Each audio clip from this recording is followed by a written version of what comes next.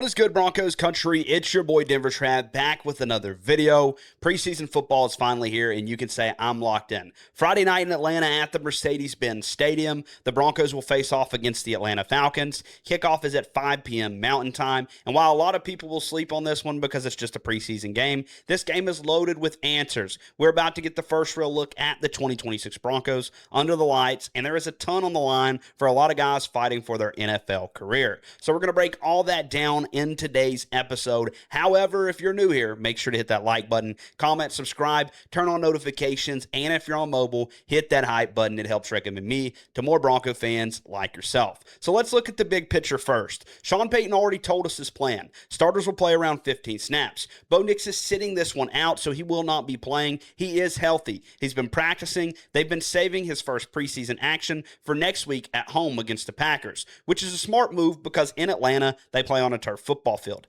That means Jarrett Stidham gets the first half and Sam Ehlinger gets the second half. That alone makes this one of the most important preseason openers that we've had in a while. The backup quarterback job is open for real, and both of these guys get a clean half to make their case. On the other side, Tua and the Falcons are going to play starters and are expected to play a series, maybe 10 plays. Michael Penix is still working his way back, so this is Tua's first real look at the Kevin Stefanski offense, which is very interesting. But I'm not here to talk about Atlanta. I'm here to talk about the game and what it's going to tell about the Denver Broncos. Jonah Coleman, the one I'm watching the closest. If you only watch one player Friday night, make it Jonah Coleman. This is a guy that's a fourth-round pick out of Washington, 5'8", 220 pounds, pure violence and vision. This dude has been one of the biggest pleasant surprises of camp. Sean Payton has already said he doesn't even look like a rookie. The coaching staff has been high on him since the combine meetings, and everything we've seen in pads, he's backing it up. He's physical between the tackles, he runs with lean, he breaks tackles, he finishes runs, and he can catch out of the backfield. And his pass protection has been really impressive for a day 3 back. A backfield that already has J.K. Dobbins and R.J. Harvey. Coleman is forcing the conversation about how many carries are available and who is going to carve out the real role. I want to see him live against a defense, real carries. I want to see how he hits the hole. I want to see how the pads are popping on that second level when he's flying downhill. I want to see that bowling ball and see if it translates when the lights are on. If it looks like the same player we've been watching at camp, the Broncos might have stolen the best value pick in the last year's draft. This guy has been somebody I've been looking forward to seeing the most. Ever since we drafted him, before we drafted him, I was super high. If you go back and watch my content about the draft, yeah, I talked about a million players. Jonah Coleman was one that I was super high on. Running back-wise, it was him and Ahmet Johnson. Both of those guys, to me, stood out, and Denver landed my favorite running back in the draft, and I can't wait to see him play on Friday night. Sam Ehlinger in the backup quarterback battle. Stidham will start.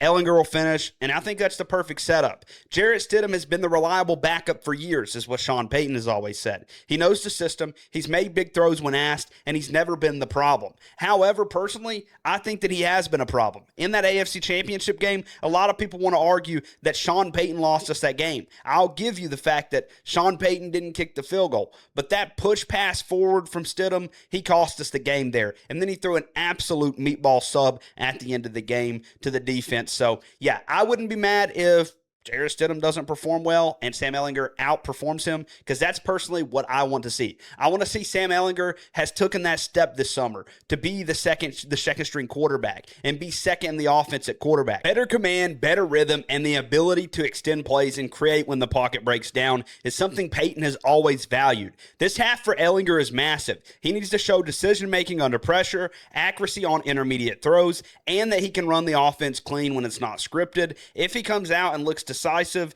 and confident, while Stidham has a quiet or shaky half, the conversation will really change and be super fast. And I've been saying this for weeks. This backup job is a lot closer than people want to admit. Friday night, we get the first real evidence of who is going to be quarterback 2. We've heard all training camp that Sam Ehlinger is beating out Jarrett Stidham. We need to see it under the lights on Friday night. Let's talk about the tight end room, because these are 2 guys that the Broncos drafted that I think have a really good shot at making this roster if they ball out in preseason. Justin Jolie and Dallin Bentley, 2 rookies. two different skill sets. Both have to show something in preseason.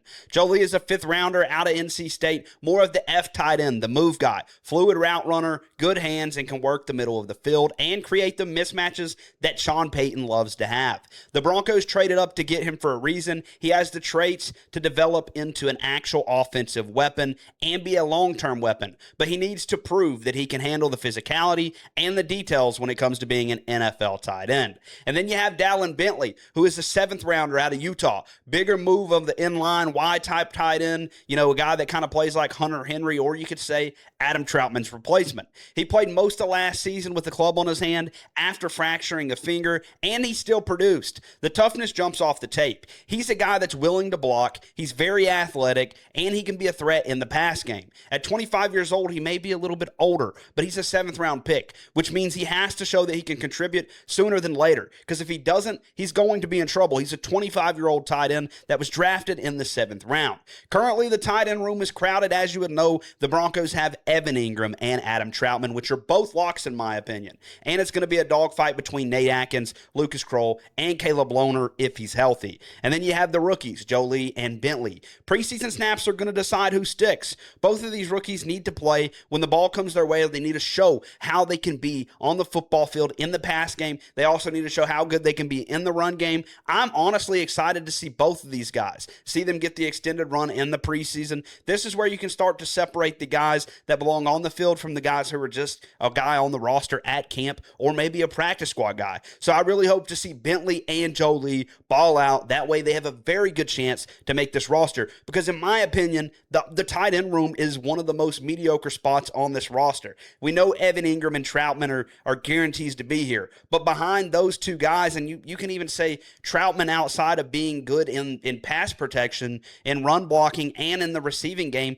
isn't that big of a threat. Nate Atkins has struggled to stay healthy. He's not been that great either. And Lucas Kroll he was injured all last year. Caleb Lohner hasn't played in a game since being drafted, so I'm really hoping one of these rookies step up, because Denver needs help in the tight end room. Hopefully Evan Ingram, becomes what we thought he would be with Davis Webb calling the plays. Adam Troutman is Sean Payton's guy. Adam Troutman's going to be Adam Troutman, and hopefully these two rookies make the roster. That's what I'm looking forward to. This is where the preseason gets real. The undrafted free agents and the guys that could be on the bubble.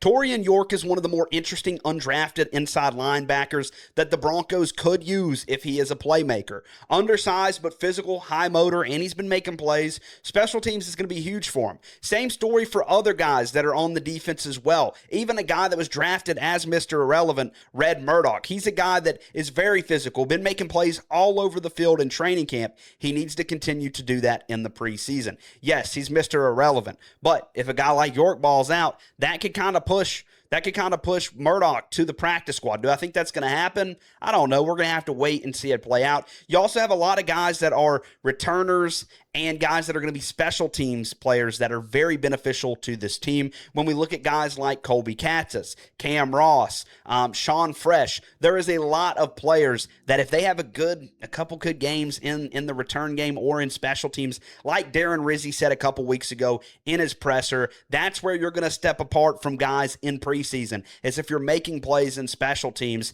that's going to kind of give you a special spot. Linebacker 3 especially, when we talk about York and we talk about Red Murdoch, if you don't make plays on special team, you're probably not going to be there. Jordan Turner's a guy that's already been very good on special teams. He can play linebacker 3. He may get that role if he's healthy and has a good preseason as well. I think when we look at guys like Red Murdoch, York, Colby Katzis, Cam Ross, Dane Key, Sean Fresh, we're talking about all these undrafted free agents that are on a roster that may be the best roster in football. So when you talk about that, they have to put themselves into a different category, either be a super good returner or making plays all over special teams, with that being tackles, forced fumbles, big plays, whatever the case may be. I think special teams for undrafted free agents is very key. And a guy that I've not even mentioned yet, Brent Austin, the cornerback from Cal, he's absolutely stood out at camp. He's been making plays every day as a depth corner, and I wouldn't be surprised if he's a guy, if he has a good preseason in the secondary and then has good special teams abilities, making plays, tackles, being a gunner, he may very well make the roster as that special teams guy and be a depth piece. And then down the line, you have, two two cornerbacks that are free agents after this year in Riley Moss and Jaquan McMillan. Brent Austin could be one of those guys that Denver likes and kind of take over in that spot. We always know Sean Payton's teams always like to keep at least one undrafted free agent. The guy who stands out on special teams and makes plays in limited snaps, give themselves a real chance. And that's what I was just saying. Gives himself a real opportunity. Friday night is the first audition under the lights for these players. Some of them will rise and some of them will disappear. And that's the nature of football and being in the NFL. It's either you're going to stand out on special teams, you're going to make those plays, and you're going to have a chance to make this roster. However, I'm going to say keep an eye on the second and third team offensive line too. The depth is going to get tested, and someone has to step up when the starters come out for those 15 snaps. And it's going to be very interesting because Denver is injured at the center position. They're down 3 centers right now. I've kind of been hearing that Gavin Ortega is going to take snaps at center. He's an undrafted guy as well. It'll be interesting to see what happens there. What else you should be watching for is the young edge guys to continue to get pressure generating in camp. Q Robinson is the guy that's been getting the consistent first step wins. Tyler Onyedem is still developing, but the traits are there. The secondary depth is interesting as well. You have a lot of strong guys in the preseason for this roster. And on the offensive side of the ball, Jonah Coleman, the tight ends, second team receivers work with Stidham and Ellinger. Pat Bryant has been the star of camp. So I would say definitely keep your eyes on him. I think he's going to be out there making some big plays. However, do not keep him on the field for too long. This is a turf football field. We don't need to lose Pat Bryant after we've been hearing that he could be one of Denver's best offensive weapons. Hakeem Butler, another undrafted free agent, a guy that played in the UFL. He has the size. Well, he's not an undrafted free agent. He played in the NFL for the Cardinals, so excuse me there. He has the size, he has the catch radius, and he can create splash plays. Those are the guys that need to keep stacking good tape, because when you think about it, Hakeem Butler's competing against LaJordan Humphrey. That's Sean Payton's golden child there, and I think LaJordan Humphrey has a very good chance to be on the practice squad or be that utility receiver for the Broncos in 2026. So Hakeem Butler has a hard job there ahead of the preseason, just one day out. And don't sleep on the overall tempo and execution. Sean Payton's preseason teams are really sharp usually. So they play with purpose. If the backups look organized and physical, it tells you something about the culture and the coaching, and Davis Webb is calling plays. This is something else we should keep an eye on. Davis Webb being the play caller for the Broncos in the preseason. We've seen it last year in the Arizona game. He is a guy that I think is going to be a very good offensive mind for this Broncos team, and I can't wait to see it. And you know what? My final thoughts going into this Atlanta Falcons preseason game, this game's not about the final score. It's about information. We're going to learn a lot about Jonah Coleman. Is he ready? We're going to learn the sample size of Sam Ellinger running the offense for a full half. We're going to learn if Justin Jolie and Dallin Bentley can separate themselves in a crowded tight end room. And we're going to get the first look at a whole group of undrafted free agents and bubble players fighting for their careers. I'm personally locked in on Coleman, Ellinger, Jolie, Bentley, a lot of the undrafted free agent guys. Another guy that I forgot to mention that I'll just kind of touch on here before we end the episode today is Drew Sanders. Drew Sanders is on the bubble. He has to perform in the preseason. He has to stay healthy and show that he's a difference maker. Because if not, I personally don't believe he makes this roster. I think the injuries have piled up. He's not produced enough on the football field to be a valuable representative on this team. So I think if he doesn't perform or set himself out from guys like Johnny Walker Jr., I mean, he has to compete against Q Robinson. Like come on. He has to compete against good players that are consistently healthy. So Drew Sanders, it's his time or he'll be out of here. That's just the truth of the matter. And we're going to just keep you updated after the game tomorrow on Friday night. I'll be back giving you the best topics, what happened in the preseason game, my thoughts on everything from start to finish. So make sure you come back. Make sure to subscribe to the channel if you're new here. Like the video, turn on notifications, hit the hype button, put your comments in the comments below. That's where you can stand out as a viewer. I read the comments, and you know what? I can't wait to see that football is back. Can't wait to see these young guys perform in the preseason and watch some Broncos football. If you agree with me, drop your comments in the comments below. Who are you watching the closest in the preseason game? And I'll be breaking down the game right after. So I'll see you guys later. But before we head out of here, remember, go Broncos.